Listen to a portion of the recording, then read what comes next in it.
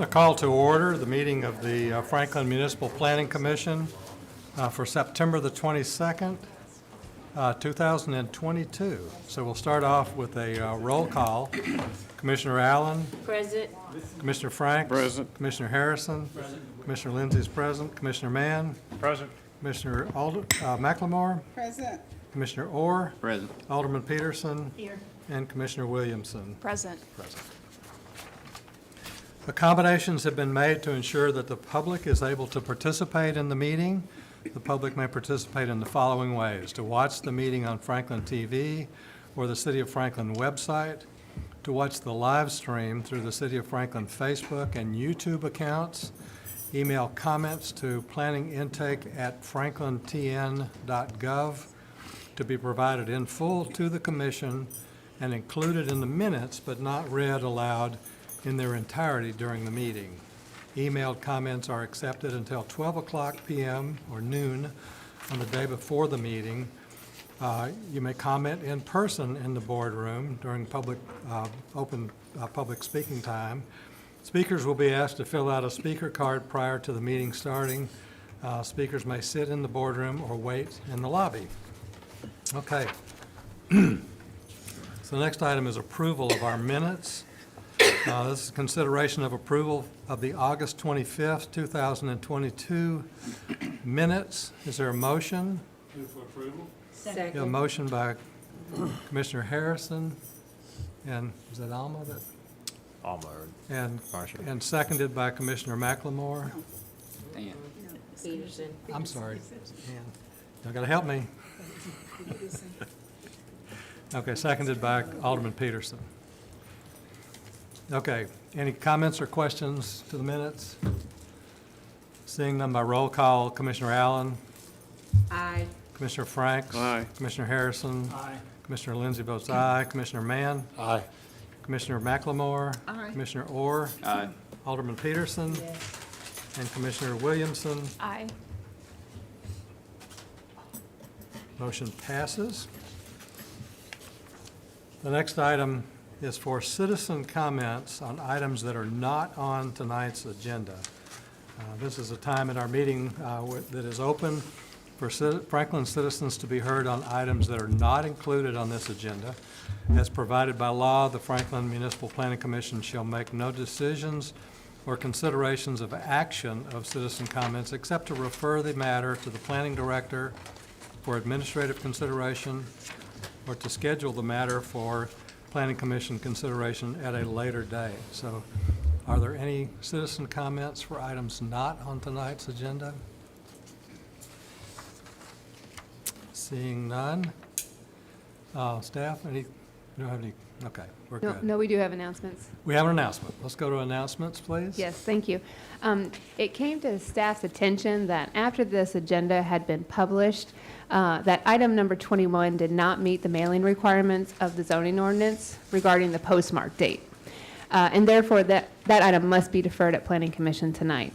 The applicant informed staff that the mailings were dropped off at the post office at least 15 days prior to the meeting, but unfortunately, the post office did not process those mailers until the following day. So the postmark date did not meet the minimum requirements of the zoning ordinance. So staff will ask that when we get to item 21, that item be deferred to the October 27th Planning Commission. Okay. And so item 21 is that consideration of an ordinance for rezoning. This is for the property on south of Battle Avenue, west of Cannon Street. So if you're here for that the project for the Franklin Special School District, again, we're required by law not to hear that tonight. It's got to be deferred. We'll look for a motion to defer when we get to that item. So if you're here for that item, you're welcome to stay. If you don't, it's not going to be up for consideration, so if you want to go home, you can do that as well. So the option is strictly up to you. So, it was public noticed, so I will open the mic for a public comments, but again, bear in mind, it will not be heard tonight. So, okay. The next item is a vote to place non-agenda items on the agenda for tonight. This is a non-agenda process by design and reserved for emergency instances. Non-agenda items will be considered only upon the unanimous approval of all of the Planning Commission members. So are there any non-agenda items that anyone would propose to place on the agenda tonight? We have none. Okay. Seeing none. The next item,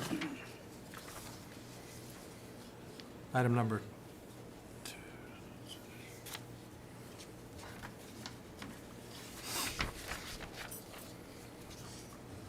Okay. So we're down to consent agenda. Consideration of approval of items 3 through 18 and items 22 through 26 are all contained on the consent agenda. These are items that are deemed to be non-controversial and routine and will be approved in one motion. So we will not have any discussion on items on the consent agenda. Does anyone wish to pull an item off of consent? Either staff or commissioners or the public? I see none. So we'll consider a motion for approval of the consent agenda for items 3 through 18 and 22 through 26 with staff recommendations. Move for approval. Second. We have a motion for approval by Commissioner Allen and a second by Commissioner McLemore. By roll call, Commissioner Allen, Aye. Commissioner Franks. Aye. Commissioner Harrison. Aye. Commissioner Lindsey votes aye. Commissioner Mann. Aye. Commissioner McLemore. Aye. Commissioner Orr. Aye. Alderman Peterson. Yes. And Commissioner Williamson votes Aye. aye. Great, motion passes Mr. Chair, unanimously. for the Yes. next items to be considered, it has been requested that item 27 be moved ahead of any of the other items, if you would consider that. Okay, item 27, do we need a motion from the Planning Commission to move that item to the, okay, so this is item number 27, the ordinance to amend the zoning ordinance and zoning map. So we've had a request to move that up. And so if there is a motion from a member of the Planning Commission to move that item? To move item 27. Second. Item 22. We have a motion from Commissioner Harrison to move that item and seconded by Commissioner Franks. All in favor, say aye. Aye. Opposed? That motion carries. We'll move item number 27 up in our agenda. So consideration of ordinance number 2022-26, an ordinance to amend the Franklin zoning ordinance and zoning map as part of an annual update. So staff presentation. Thank you. This is that time of year again. It is the annual zoning ordinance amendment. We discussed the list of proposed amendments at the July joint conceptual workshop and later at 2 BOMA work sessions. And they include updating the ordinance to reflect the state model floodplain ordinance update, which are very minimal changes from what we already require, mostly definitional, organizational to the standards themselves. The second is allowing parking in the floodway for publicly owned and operated parks for activities like canoe launches along the river or parking at Bicentennial Park. The third is allowing a small building addition in the downtown district for buildings without triggering the parking requirement. Following BOMA feedback, it's limited to a one-time building addition of up to 1,000 feet to provide a little more flexibility for building owners to enclose spaces underneath their rear decks or staircases without requiring additional parking. The fourth is clarifying the number of rental nights permitted when a property owner is renting their home on a part-time basis as a short-term vacation rental.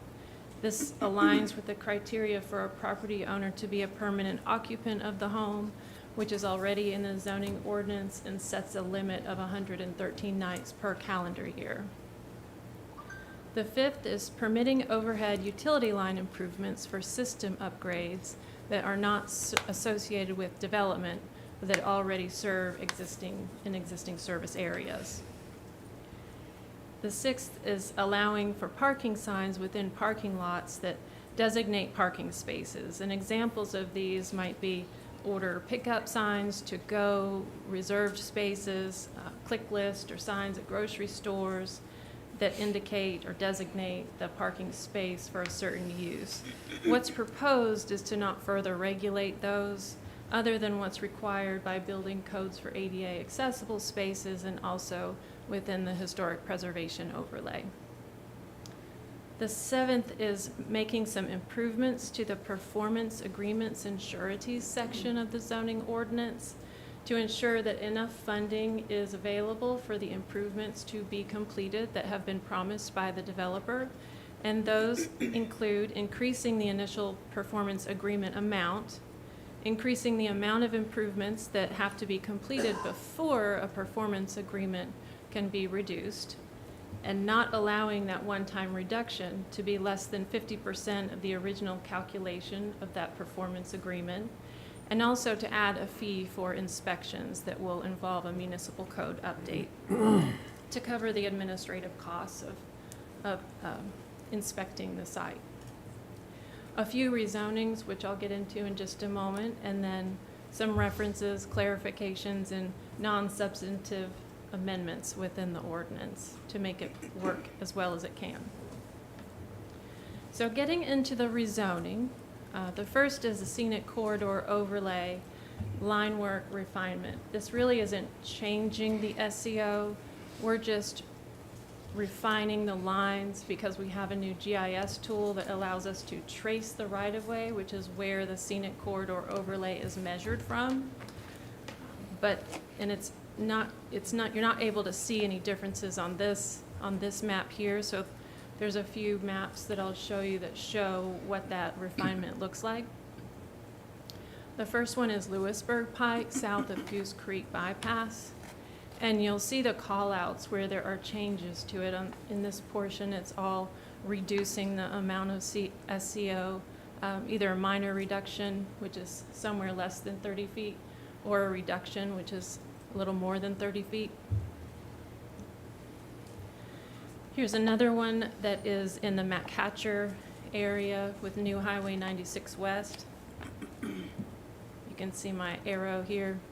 And Old Charlotte, most of these are minor reductions or reductions with a small minor addition on the east side of Matt Hatcher.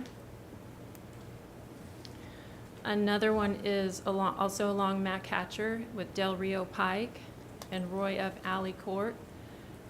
These are a mix of reduction and a little bit of addition.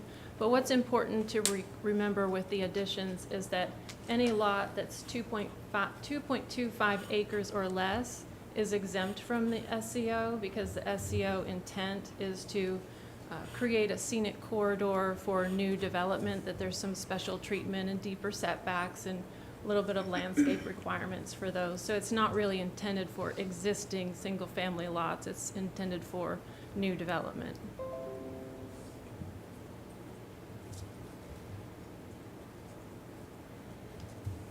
I may have lost connection.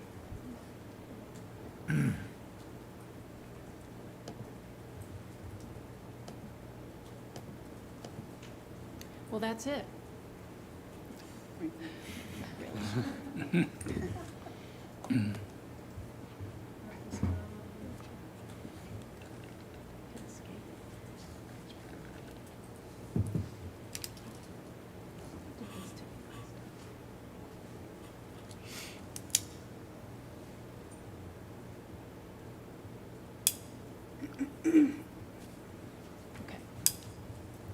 Here's Matt Hatcher and Franklin Road. You can see minor reduction, a little bit of minor addition. It's not a lot of substantive change. So it's just refining the line work so that it's more correct in terms of measuring from that right-of-way line. And then lastly, Murfreesboro Road between Mac Hatcher and downtown Franklin. And all of these are minor reductions along here. There's a little bit of addition up here, but again, those are in existing single-family lots, so they're exempt.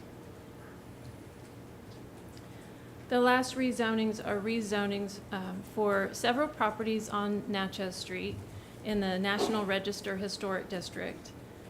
Last fall, Dr. Hill with Shorter Chapel AME Church reached out to staff to request that these 3 properties be brought into the CI, or Civic Institutional District, and also the Historic Preservation Overlay District, much like the historic Merrill Williams House right across the street from these properties that underwent that rezoning with last year's annual update. These 3 properties include Shorter Chapel, Franklin's Green Book House, and the Bezelia S. Harris Community Life Center. This will bring these legally established uses into the CI district as institutional uses that, where CI is a more appropriate district than a residential district and better addresses future signage needs for these properties. The Historic Preservation Overlay District went before the Historic Zoning Commission at their September meeting, and they enthusiastically recommended approval to the Planning Commission for nomination of these properties into the local historic district. Lastly, the process. Right now, we're at the Planning Commission. There's a public hearing tonight.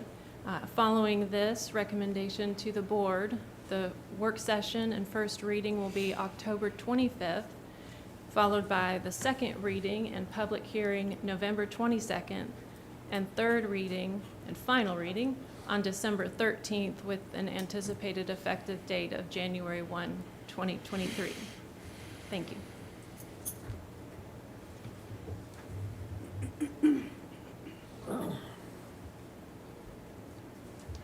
Okay, thank you, Kelly. So the next, we will have a public hearing on this item tonight.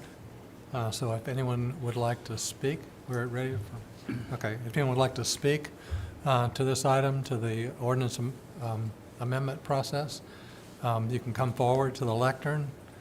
As you come forward, we ask you give us your name and your address, and give us your comments, please. Anyone? Dr. Hill, please come forward.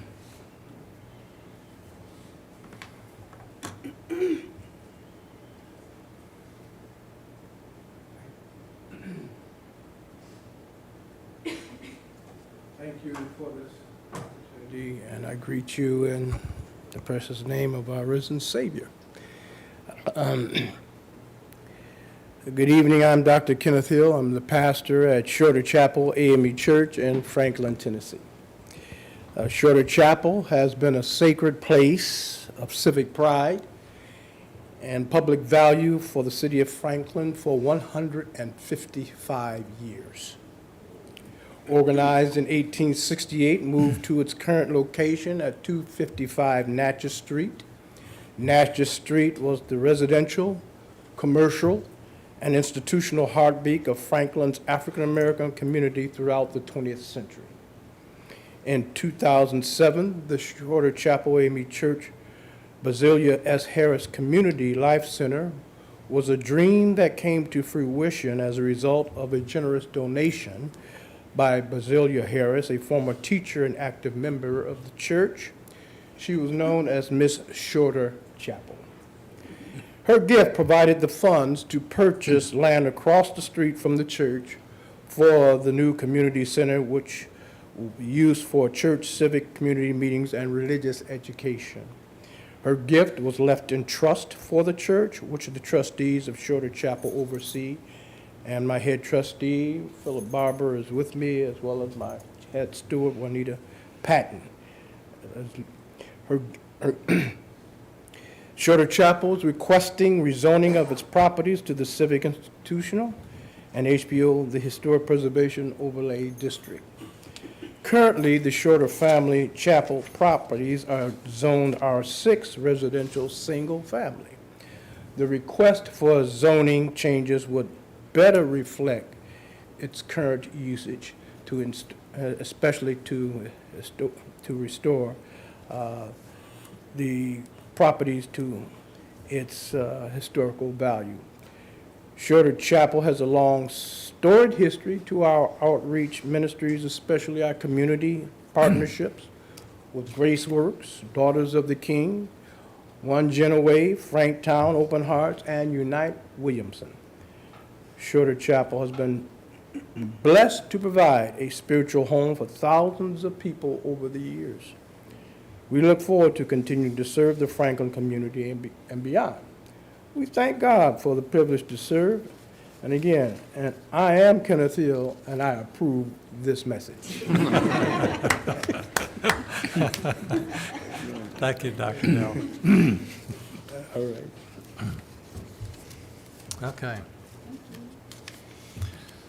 Does anybody have any questions for Dr. Hill on this item, or? Looks like a worthy change to me. Okay, thank you very much. Thank you very much. For coming and speaking to us tonight. Thank you for the opportunity. Is there anyone else from the public that would like to speak to this ordinance? Seeing none, we'll declare the public hearing closed.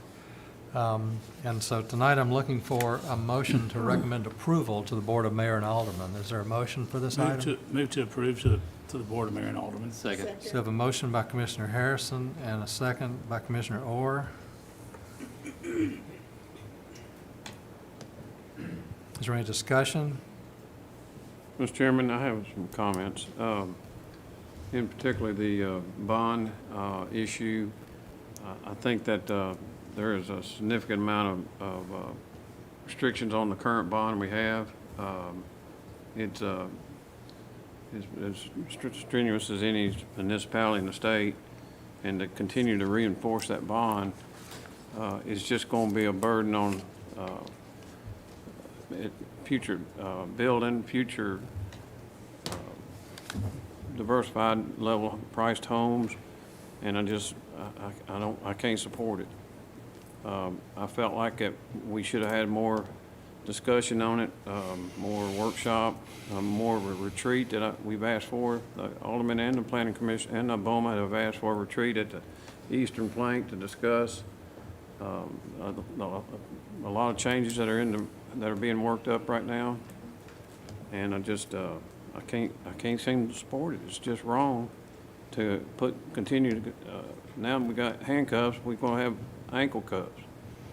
And it just puts a burden on affordable housing, obtainable housing, however you want to call it. And we know where our values are today, and the strain we have with development, and the hardship we have getting off the bonds, even at the reduced price. But do away with a 50% reduction is just wrong. But you know, I plead to the planning commissioners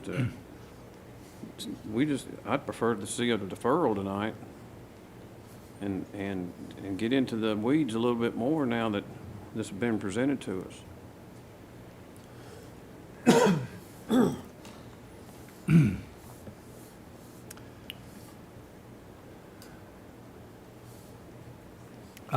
With respect to, go ahead, Counselor. I wasn't clear. Is that a motion to defer, or are you just saying that you'd like to? Well, we've got a motion on the table now. We have a motion to recommend approval, So so. I would like, I mean, a motion to defer is proper if that's what Yeah. you want. I would like to make a motion to defer. So we have a motion to defer to the next meeting. Next meeting, I'd like to add to that a little more time to be able to get around and talk to the developers and talk to the stakeholders in this town if they really feel that that's important. Most of the items are fine, but I believe that's the biggest heartburn I have. About the bond, okay. So we have a motion to defer to our next meeting by Commissioner Franks. Is there a second?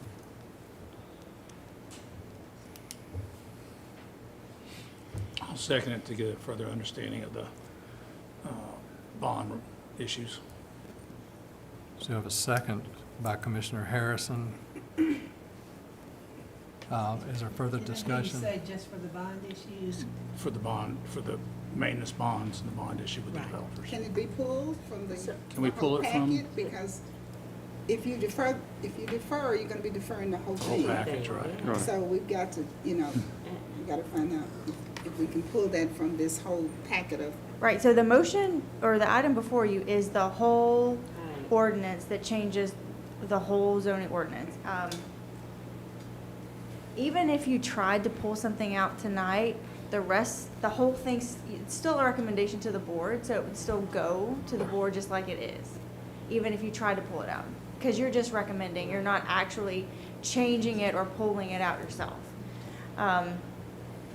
So I don't really know how you can separate it out and stop it, because it will go on to BOMA at the next meeting. If you don't defer it tonight, it'll move on with all of it contained, and I guess you could put comments in that that some people don't support it or you wanted to pull it out, but BOMA would have to be the ones to pull it out, so, if that makes sense. Okay. so it's gotta go to BOMA and then discussion can take place between the times of us approving it just when going to BOMA, right? If he, I the think she's saying concerns that. we either defer it Right, or we right. send it on, is Yeah. what she Well, said. it's So going we're out, gonna yeah. either hold it all up or send it all on. Right, The motion Or- to defer will now go to BOMA. Right. Right, you would just come back to you in a month. Or you could have a motion to ask BOMA to take a section out, but it would be up to them to do that, and Right. it may or may not come back. Okay. Mr. Chair? Yes. I'd also just like to clarify that what this amendment is doing is not allowing a performance agreement reduction. It's just changing the amount of improvements that have to be completed before a reduction can be requested, and then limiting that maximum reduction amount to 50% of the original performance agreement calculation. Right now, it's 25%, so it would be raising that to 50%. So there still could be a reduction there. It just changes the amount that could be reduced. And the issue is, we're finding that these sureties have been around for a long time, and there's not enough money in the surety to actually pay for the completion of the improvement that was promised by the developer as part of that approved plan. So these requirements are trying to make sure that we have adequate funds to be able to complete the improvements if they are not completed by the developer. Because I think we discussed this before. Yeah. So the overall bond amount after this is going to be the exact same as before. It's just the reduction factors is what's going to change. Is that what you're saying? That's part of it. We are also proposing increasing the original calculation from 110% of the performance agreement amount to 125% of the estimated amount to actually complete the improvements, so that we make sure that we have enough funds to do so. All right. Okay. Commissioner Orr, Mann, you had a comment? Yeah, I mean, if I can support a motion to defer if we want to talk about this further, but I respectfully disagree with, I think, the need for this. Whether it needs to go to 125% to 100, from 110 is one thing, but the entire intent of this is to hold a developer responsible for doing what they promised to do in the first place. And I understand from a developer's perspective that you wouldn't want to have your money tied up, but if you have, we spend so much time approving plans and going over plans, and then just to have somebody come and not adhere to those plans and have very little recourse, this is the only recourse we have as a community. And so I know it makes things more expensive, but to me, I think we go through this entire process for a purpose, and this is the only enforcement mechanism that actually means something. And so I support the change, particularly for the release mechanisms. I could be comfortable moving from 125 back down to 110, but the enforcement mechanisms I think are necessary. Commissioner Allen? I was just gonna say, I agree with Commissioner Mann, actually. Okay. Any other comments on this Don't item? believe the deferral's So we're- gonna, So we've got a proper motion and a second to defer. And I will weigh in as well. I think that where we are is we've come to this point because of the problems that this whole process has been manifested over time, that we're not getting projects finished. There's sufficient dollars left to finish work when a developer fails to finalize. And I think we're here because of just problems in the way that the system has been structured, and I think these changes need to be made. So I'm sensitive to the concerns for cost of projects that Commissioner Frank raised, but I think too that the real focus of this change is not to the cost of completing a project, but the ability to even get a project completed. So. Well, Mr. Chairman, I'm glad to withdraw that. No, we can vote on the I'm motion glad to to add the comments that Attorney said, Shauna, that recommend that BOMA take up the issue on the bonds specifically, as a concern that we can unifiedly agree to or whatever. But you can come to the BOMA meeting Yeah, and speak. speak at it Yeah. Yeah. I think to do you the should same speak. thing. Yeah. So you can modify. Okay, the we have motion to a change it. motion to defer in a second, so let's do roll call. So on the motion to defer, Commissioner Allen, Nay. Commissioner Franks? Yes. Yes. Commissioner Harrison? Yes.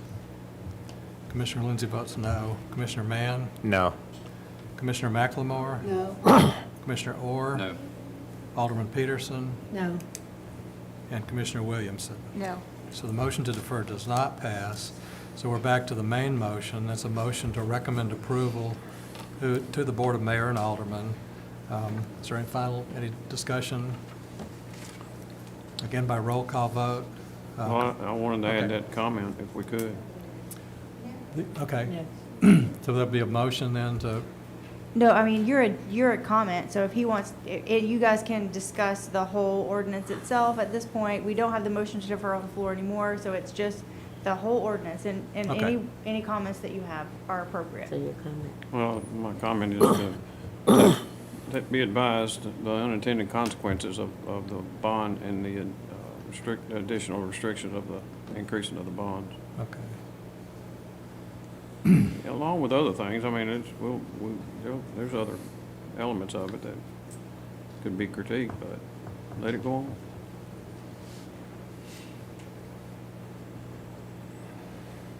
Okay. Any other questions, discussion?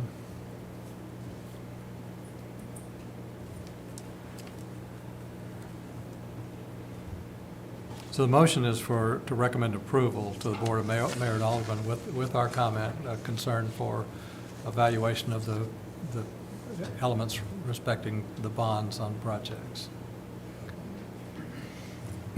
So, by roll call again, Commissioner Allen, Aye. Commissioner Franks, Aye. Commissioner Harrison, Aye. Commissioner Lindsey votes aye, Commissioner Mann, Aye. Commissioner McLemore, aye. Commissioner Orr, Aye. Alderman Peterson, Yes. and Commissioner Williamson. Aye. Motion passes. Okay. Okay, so we are back to item number 19. Item number 19, consideration of ordinance 2022-21, an ordinance to rezone 34.3 acres from Regional Commerce 6, RC6 district, to planned PD 10.15, 203,968, 130 district for the property located north of Cool Springs Boulevard and east of McHatcher Memorial Parkway at 211 Cool Springs Boulevard. This is the Optima Franklin PUD subdivision. And we've actually got two items that kind of run together, item 19 and item 20. Both relate to Optima. So we'll start with staff presentation for the Optima project. Thank you, Mr. Chairman. The applicant is requesting to rezone the property from Regional Commerce 6 to Planned District to accommodate the Optima Franklin PUD subdivision. The proposed entitlements includes 10.15 dwelling units per acre, 203,968 square feet of non-residential space, and 130 hotel rooms or keys. The 203,968 square feet of non-residential space does include 137,908 square feet of commercial space that is already at the existing NHC facility, because it is on that same parcel of lot. Envision Franklin places this property in the regional commerce design concept, which state that these areas contain high-intensity activity centers that attract large numbers of people and employers from both within and outside of the city. These areas include major employment and revenue generators that are valuable community resources.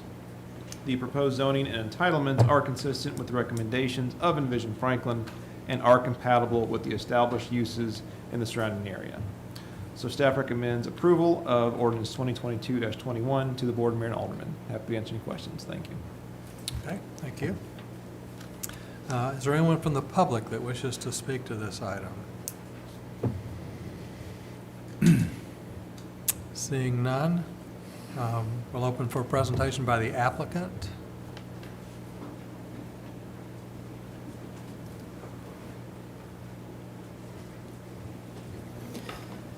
Good evening. My name's Scotty Bernick. I'm a landscape architect with Reagan Smith and Associates. I'm here on behalf of Flournoy and NHC. Cameron Bean and Andy Clark are also with me this evening. Also, out of respect for everybody's time, since there's two agenda items that are both about the same project, I thought I would share a little bit of the details during this item, which is specific to the rezoning, although there's some specifics to the development plan too I'll touch on. As mentioned, this is a little over a 34-acre site. You all might recall this as the vacant lot where the school buses park on Cool Springs and McEwen. Right now, there's some pipes sitting there as Mallory Valley is getting ready to make their improvements.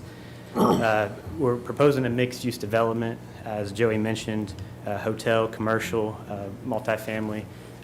Specific to this project is unique. We'll have some live-work component that works its way into the site. A couple items that we heard at our joint conceptual work session. One was transit. We met with the TMA group and talked with them a bit about if there's any master plans for a transit stop at this location. Although there's no plans, they said they don't have any plans in the near future, they were supportive of what I'm going to call a micro-transit. I'd like just to consider that sort of a stop internally within our development. So we've showed and we've updated our plans to reflect that internally in our site. On that, we've also agreed with staff that we would need to work with them on the details of that, where it goes, how it works at a site plan phase. Also heard a little bit about density. This is perhaps where I'm probably most passionate as a resident of Franklin and as a planner. This is the perfect area for our city as it grows. It's in the right spot. This is where our infrastructure is in place. This is where the energy is. This is close to the interstate. So this is extremely responsible in terms of where it goes. We also heard a little bit about the view to Roper's Knob. Previously, when we presented, we have the hotel on sort of the left side of the entry drive. What we've done, we did several studies, one starting all the way back from Cool Springs Boulevard and Mallory, looking at the site.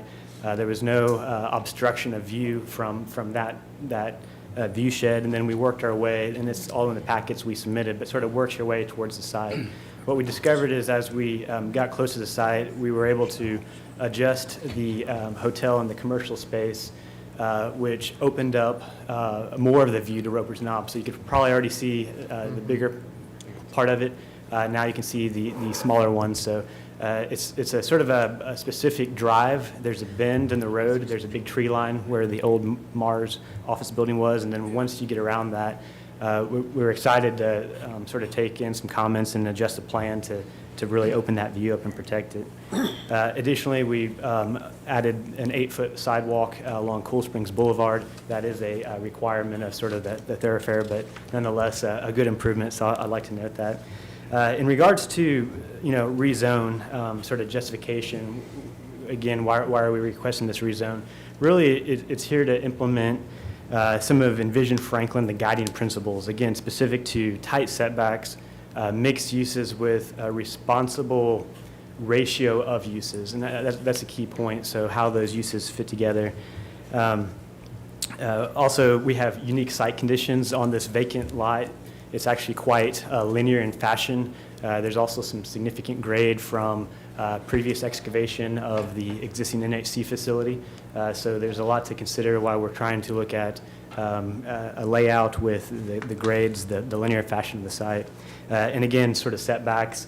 And I'd like to note we're not requesting any modification to standards, so really it's so very close to your sort of, I'm going to call it by right RC6 with the uses, with the building forms, the building heights and everything are consistent with that. You know, as I think Joey mentioned, Envision Franklin touches on high-intensity areas with buildings defining the streets.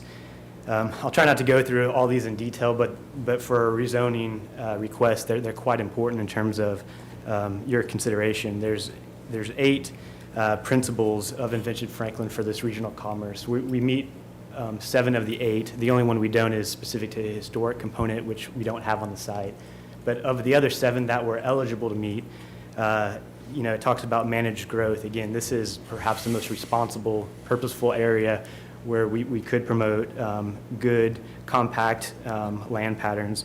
You know, in terms of the uses, the live work, sometimes we can't compete with Cool Springs Galleria and the retail right next to us, but what we can do is put a good ratio within the site to support more of the neighborhood scale of the development. So I think that's, again, helps sort of stimulate the climate for your entrepreneurial ventures. You know, vibrant neighborhood, it's pedestrian friendly. We have as part of this project, there's an existing trail behind us. What we've proposed is to dedicate that via easement so that it would be open for public use. That's good common sense, good practice to do that. Secondly, we're connecting a new greenway that follows the park's master plan from Cool Springs Boulevard that would connect back to this existing trail. That would happen sort of on the westerly part of the site.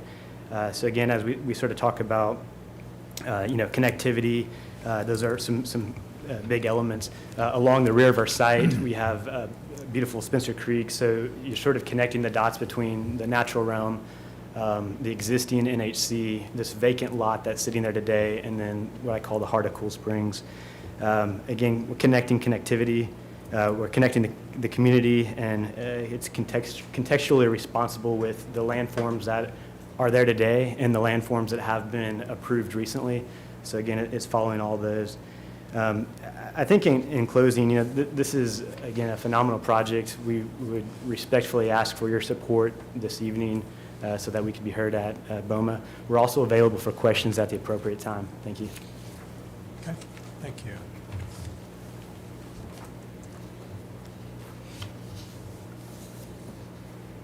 Okay, is there a motion on this item? Motion to approve. Second. You have a motion to approve by Commissioner Franks, It's kind of a and recommendation. seconded by to Commissioner approve. Orr. What's the Recommendation. chair? I'm sorry. It's a recommendation To BOMA. to BOMA. Yeah, this is a rezone, so this is a recommendation recommendation for approval to BOMA. Yes. Mr. Franks? Good, okay.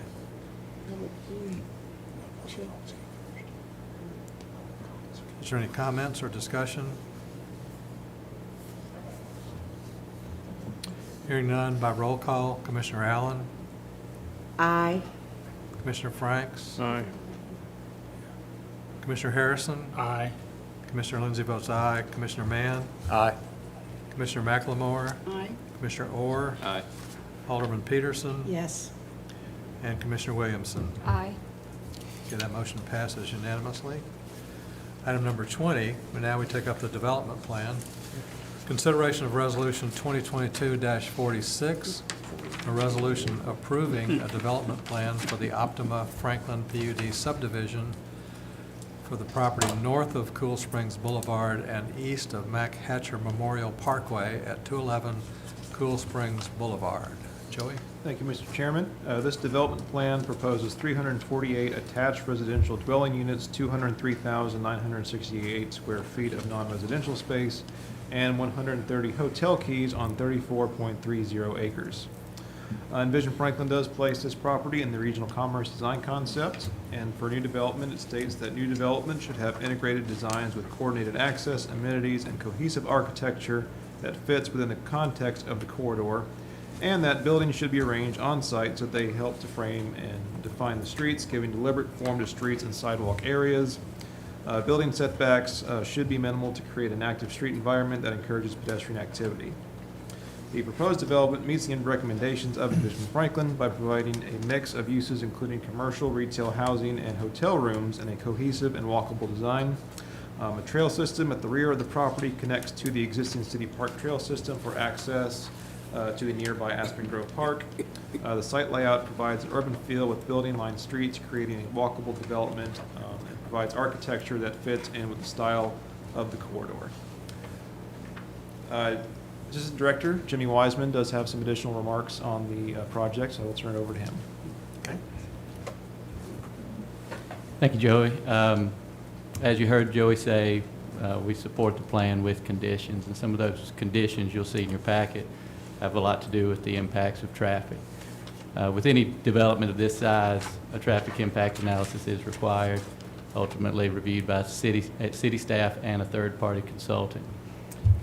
At the first pass at this impact analysis review, some improvements that are in your packet today were all modeled as a part of the transportation model. We took that study, reviewed it, and then once we had a discussion with the applicant about implementing those improvements, it became known to us that the applicant did not wish to make a certain number of these improvements. And if you can go to the next slide. Specifically at Cool Springs and Mallory Lane. The improvements include an additional southbound left turn lane on Mallory Lane, which requires some widening to the west as well to maintain the existing through lane there. In order to get the 3 southbound left turn lanes, a modification to the southbound on-ramp on the I-65 would be required. And an additional northbound right turn lane on Mallory Lane was also required, and that's all in the conditions of approval that you have before you today. We can go into more details on that, but essentially, when the traffic impact analysis sees that a intersection is not meeting the level of service D that's required in our guidelines, then the applicant is required by our guidelines to bring it up to a certain standard. The intersection today is at a level, overall intersection is at a level of service E. With this development in the background traffic, it will go to a level of service F, with turn lanes, turning movements being even a worse condition. So staff recommends that this be required of the development. The development team does not wish to include these as a part of their off-site improvements, and I'm happy to answer any questions you have. I believe Vernon was going to end with a couple of remarks as well. Okay. Mr. Girth? Good evening. Good evening. You're probably wondering why you're seeing me here to talk about traffic. And there is some uniqueness about this situation that isn't going to go away anytime soon. And I'll start with taking a couple of things that Scotty said on behalf of the client, is that the development that's proposed pretty much, very much aligns with Envision Franklin. Secondly, pedestrian friendly. Compact redevelopment and development. And that is very likely to come in Cool Springs in the years ahead.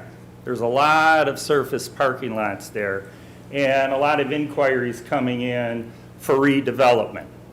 Hopefully you recall, not too long ago, Adam Mosier and our team brought the Cool Springs Transportation Study that talked about certain levels of failure at intersections. And as Jimmy mentioned, at the Mallory Cool Springs intersection, it's currently a level E, likely go to an F, and in our traffic impact analysis guidelines that our city engineer and traffic engineer have the ability to provide guidance on a number of mitigation strategies to help either maintain the same level of service or potentially lower it.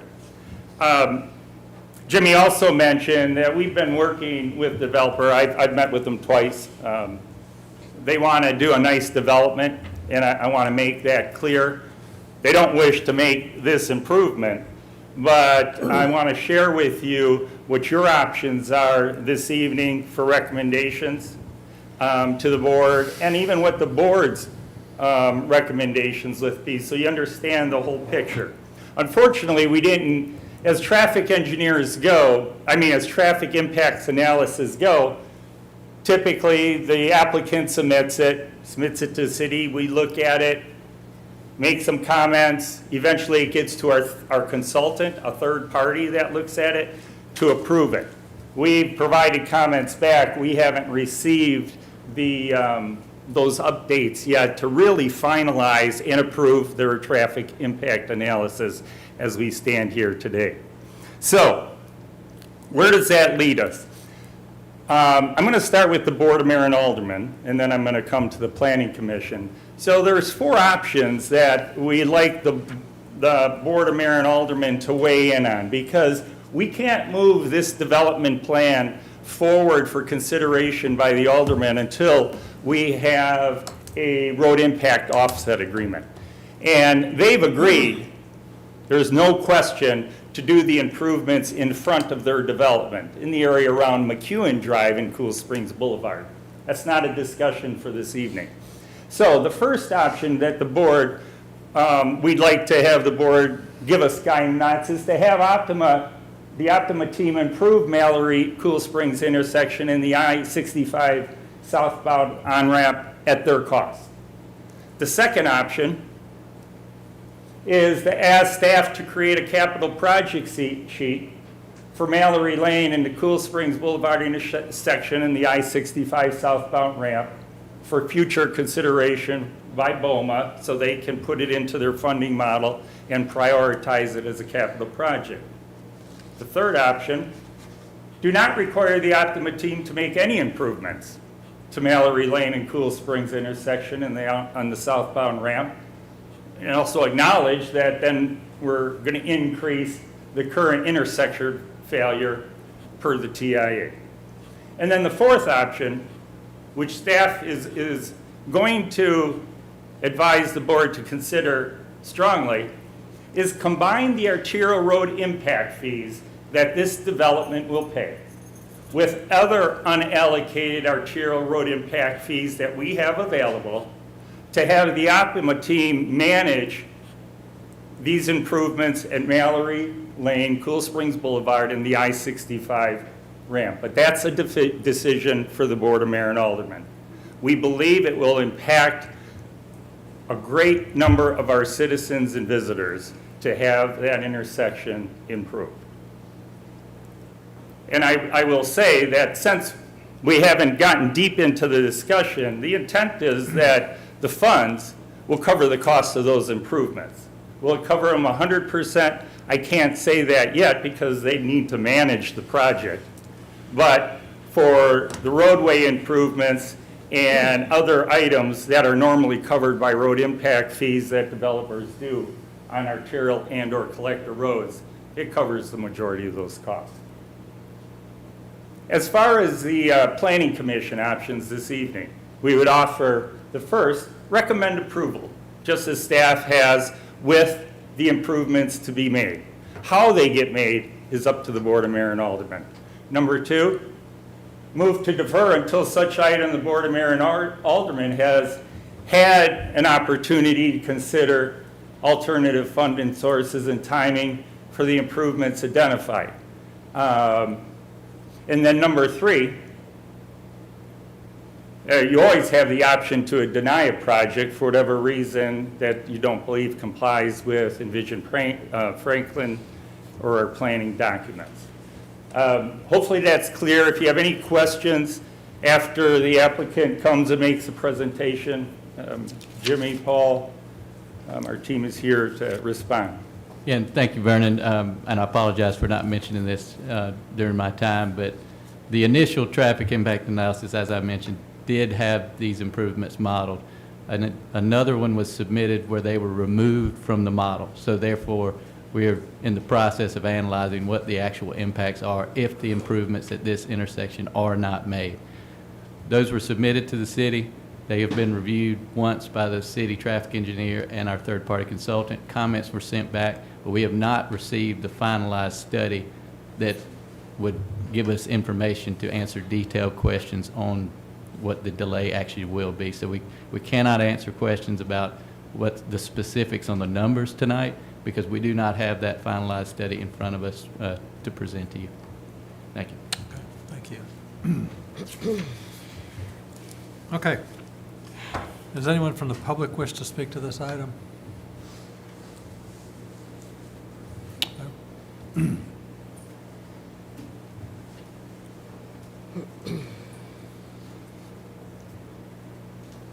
Hi, Alderman Bev Berger. This is my part of my ward on one side. Alderman Brown's actually in this ward. This used to be mine, but mine's right across the street. I'm really concerned about the traffic here, but it's not because of this development. We are at a DF failing intersection. Actually, I think it moves pretty well most of the time. I drive this almost every day, but I'm told it's a failing intersection. I'm just curious how, and I'm not opposed to making the developer make improvements here at all. Don't get me wrong, we need to do that. I look at that and I think, well, don't require them to do any improvements. Well, that's not an option. I don't even know why we put that up there, Vernon. It just seems odd that we would put that up there. We talked about ask staff to create a capital project sheet. Well, I don't know, creating a sheet's going to do anything, but we need a plan. We really need a plan for that area. And I'm a little concerned because it's like, I don't know if I have a good example, but the example before us is a developer doing something down the road. How many miles? Is it about a mile down the road to McEwen, to where they're developing? And that their impact is so great that they should do all of these improvements. That doesn't seem right to me. That doesn't seem fair to me. Because you go out there today, you know all the people around there, all the businesses around there, all the residents around there, all the people coming in and out of I-65 are creating this issue. So I'm a fair-minded person, and I'm sitting there going, I don't think that's fair to make them do all of that. But we do have a problem, and we do need to address it.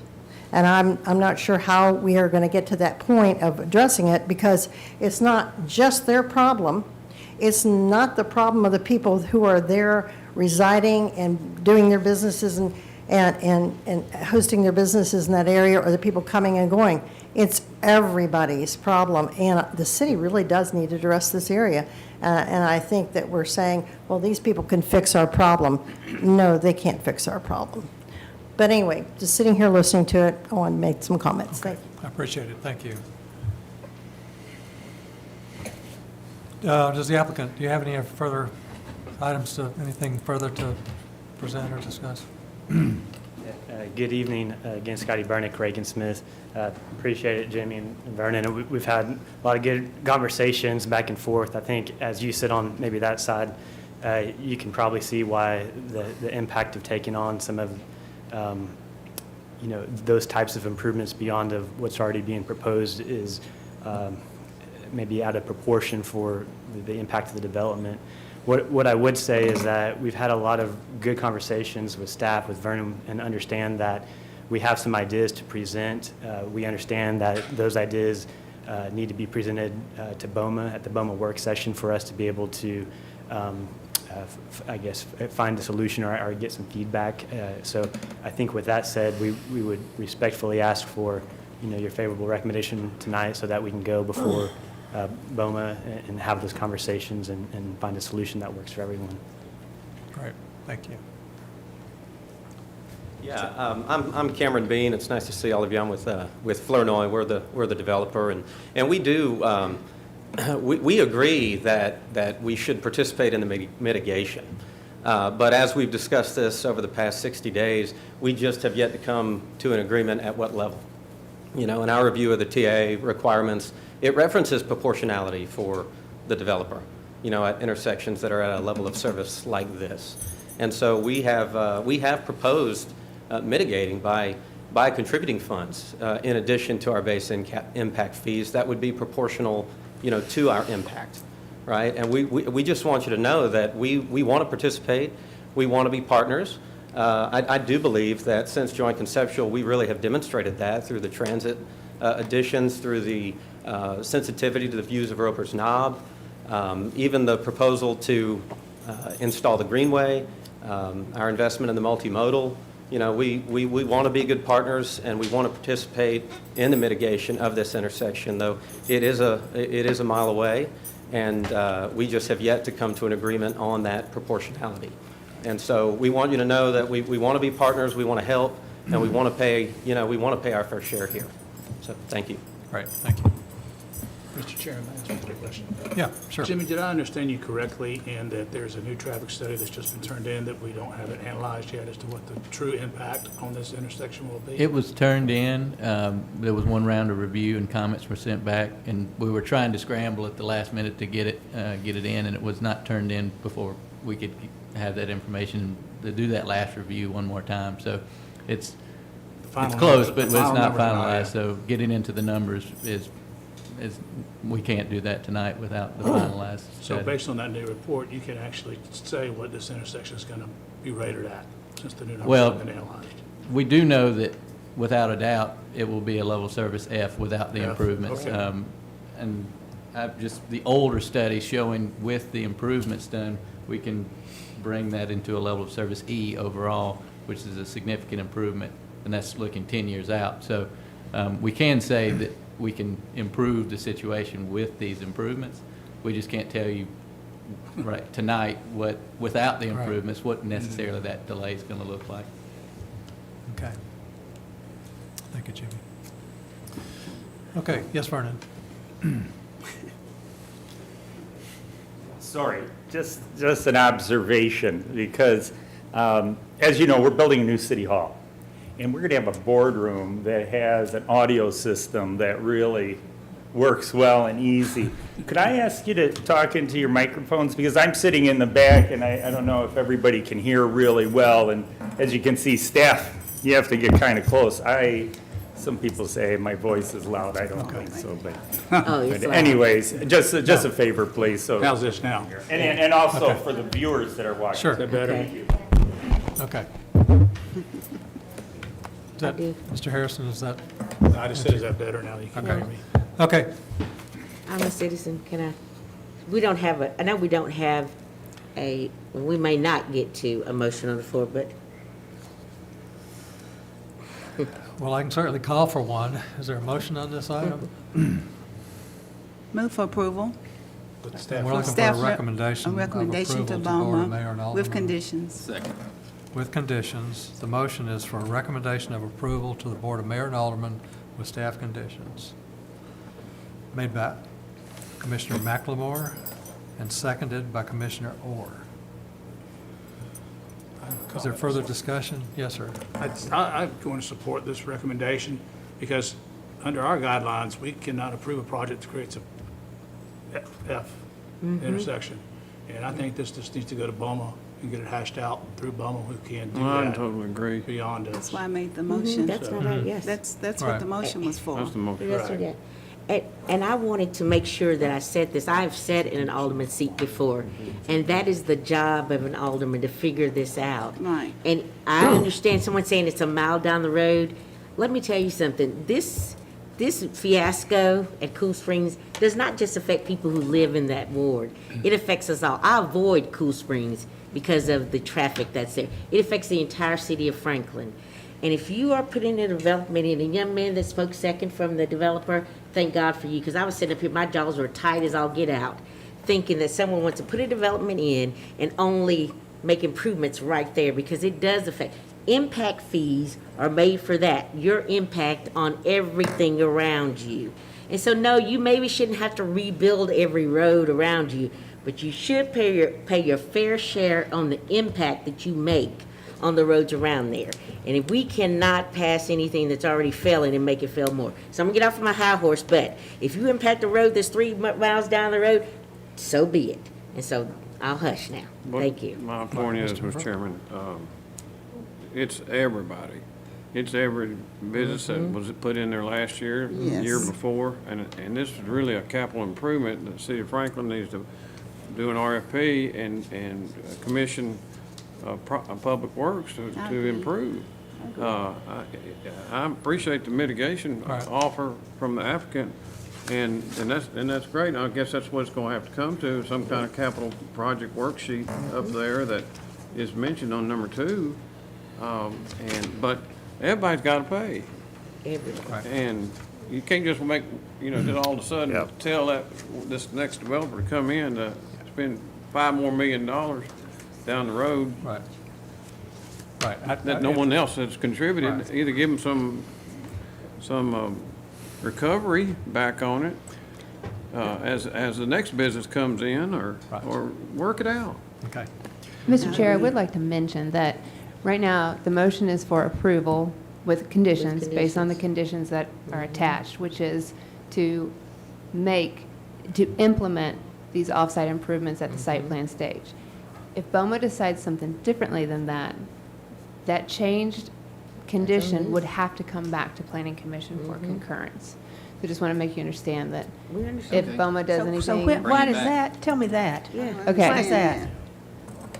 Why is that? Because you're Why would it voting have on to these. come back to the Board of I can Mayor, let Shawna- I mean, back to the Planning Commission. State law says that the planning commission has to consider the whole development.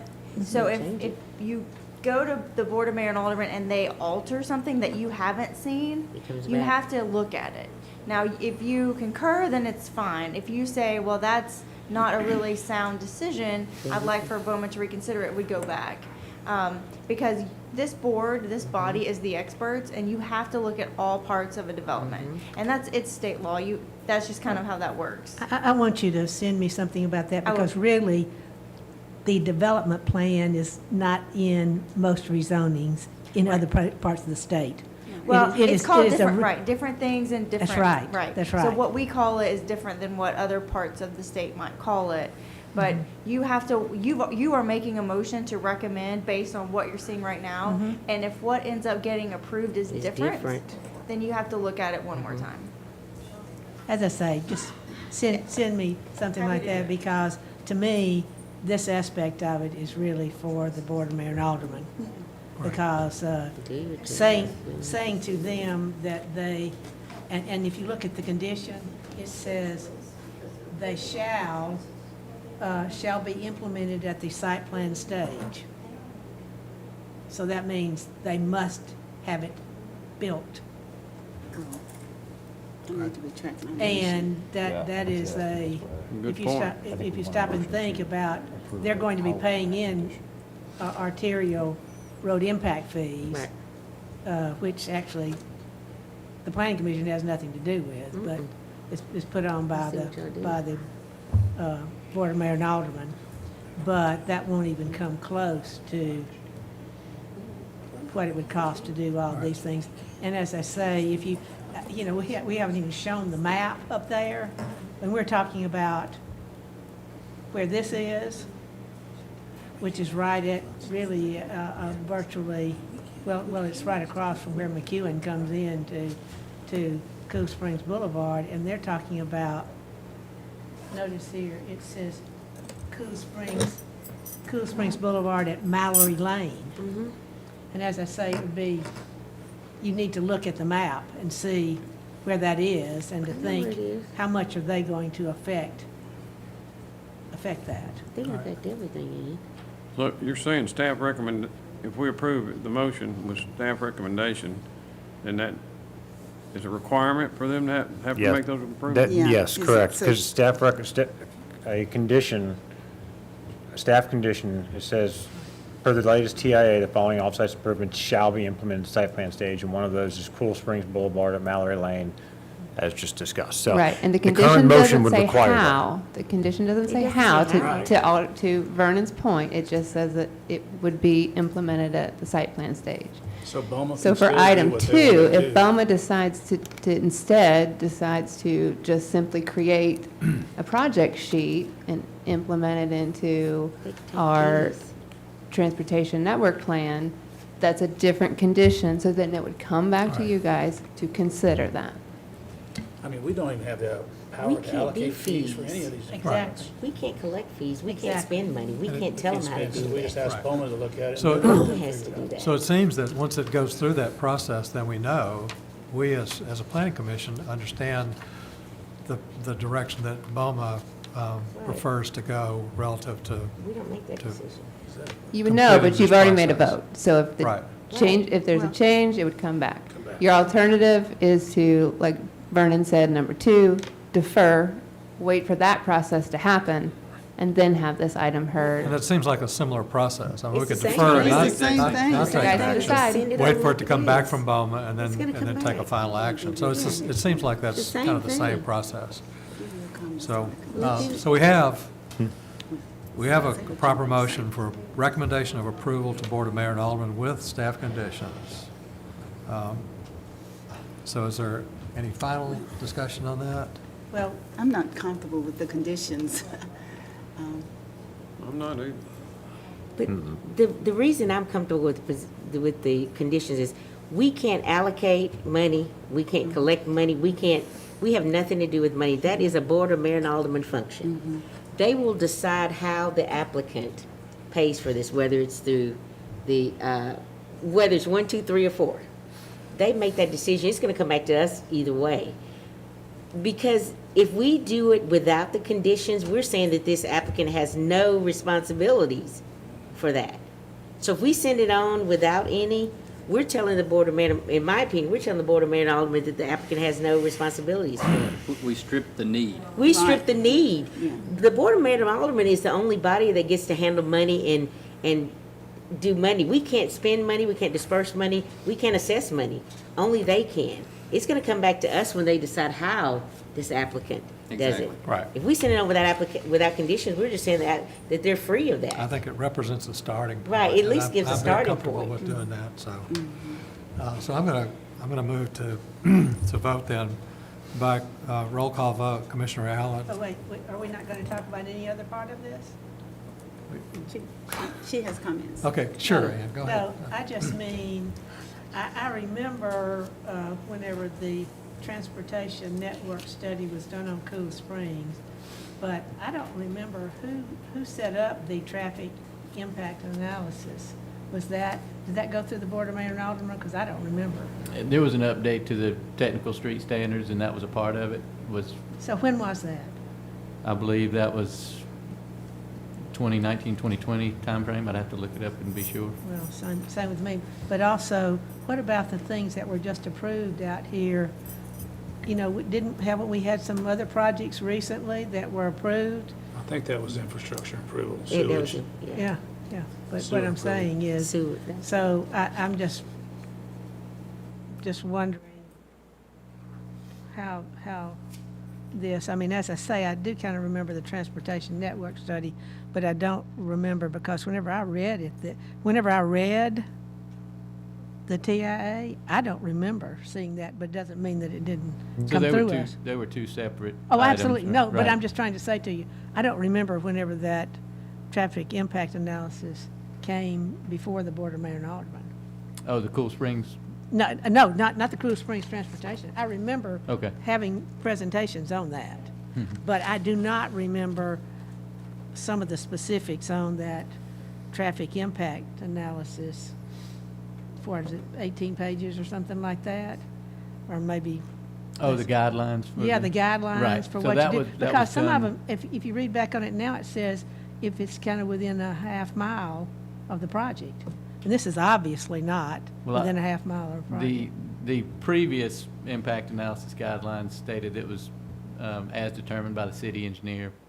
If the city engineer, traffic engineer wishes to study a level of failed intersection, we would reserve the right to do that at that time. We just got more specific with the update, with the updated guidelines that we have now.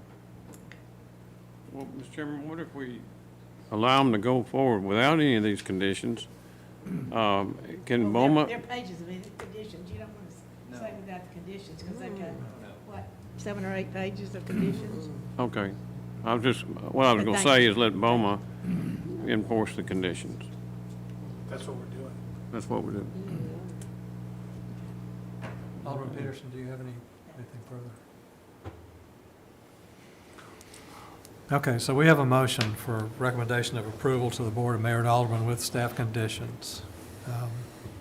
By roll call vote, Commissioner Allen, Aye.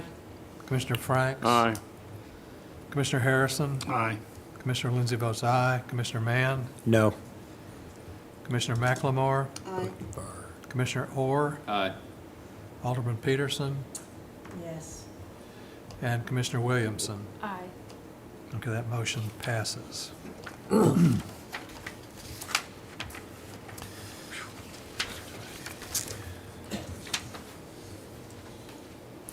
Okay, so this next item, item number 21, is the item that we talked about at the beginning of our meeting, is the Cannon Street and Battle Avenue project, the Franklin Special School District area, a project that we know must be deferred because of the failure to meet the postmark requirements for the notifications. It is a publicly noticed item for our agenda, so if anyone from the public wishes to speak to this item, I'll give you your 2 minutes. If not, we'll hear it next week, next month at our meeting next month. So if you'd like to speak to it, please come to the lectern and give us your name and address. And Can I hand these out to each of y'all? Sure. Excuse me, could you hand one to that table, please?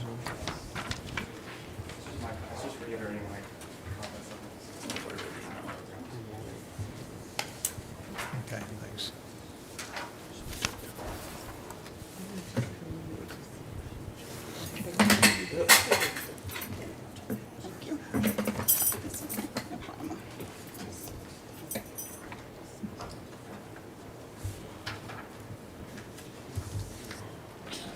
Hi there, my name is Jared Sullivan. Good to see y'all again for I've lost count how many times we've been here because of FSSD's failures to alert the public about what they're trying to do at this property. I'll try to be quick. I know it's late.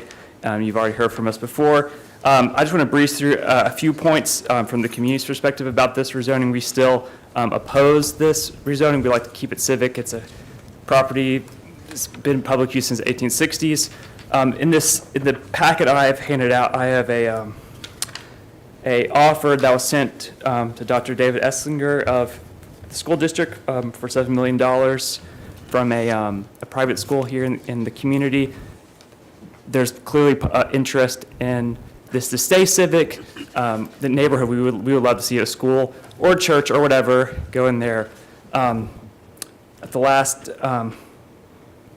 month's meeting, I think the school district likes to. I'm not sure if scare is the right word, but they like to say, oh, well, like cemetery could go in there or a graveyard. We don't care, whatever. We want it to stay civic, however it's used.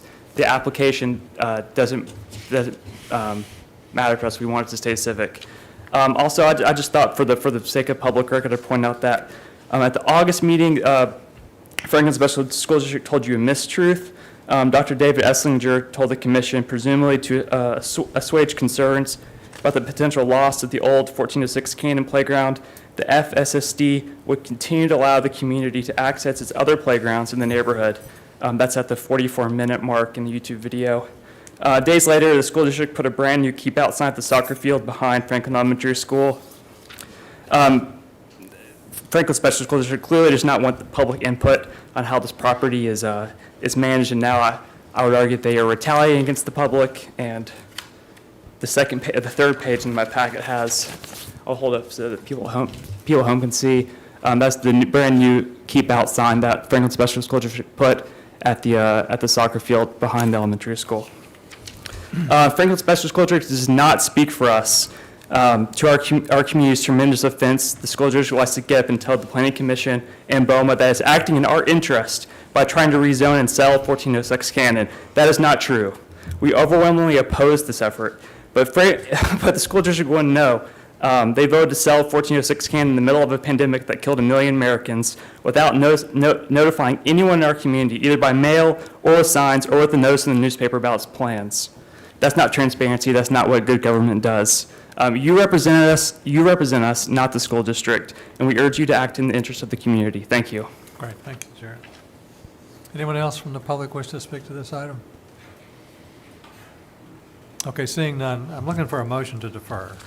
I move to defer to the October We have a motion 27th by Commissioner Harrison, Planning Commission meeting. seconded by Commissioner Orr.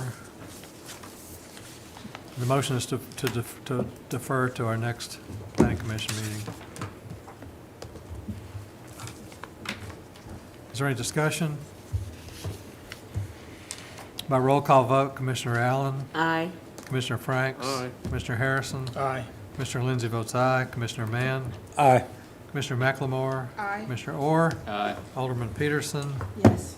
And Commissioner Williamson. Aye. The motion passes unanimously. That item is deferred to our next meeting. Are there any other non-agenda items for our consideration tonight? Any other business? I'd entertain a motion to adjourn. So moved. Motion by Commissioner Orr. Second. Seconded by Commissioner Allen. By roll call, Commissioner Allen. Aye. Commissioner Franks. Aye. Commissioner Harrison. Aye. Commissioner Lindsey votes aye. Commissioner Mann. Aye. Commissioner McLemore. Aye. Commissioner Orr. Aye. Alderman Peterson. Yes. And Commissioner Williamson. Aye. That motion passes unanimously. We are adjourned. Yes.